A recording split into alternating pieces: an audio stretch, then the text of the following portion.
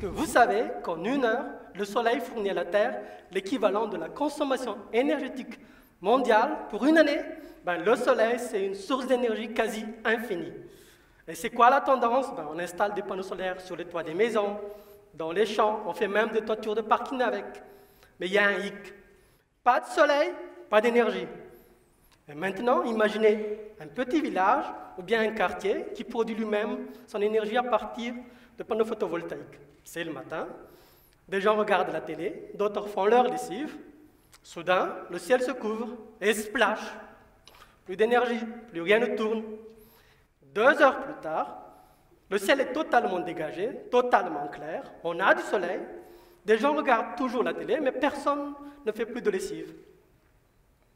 Et là, on aura une quantité d'énergie excédentaire qui sera perdue parce qu'elle n'est pas utilisée.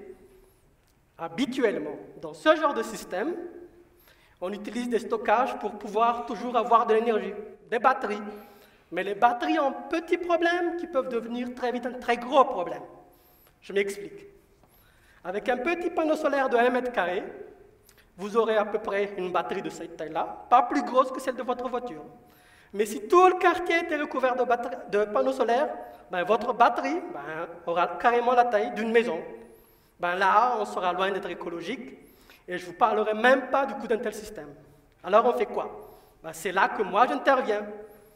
Moi, je vais prédire l'avenir, comme la météo. Je vais dire, dans 2 heures, on aura de l'énergie, on aura du soleil, et dans 2 heures, si des gens regardent toujours la télé, combien d'énergie vont-ils consommer? À partir de ces informations-là, je vais donner un ordre, un système de contrôle, pour qu'il ne démarre la machine à laver que dans 2 heures.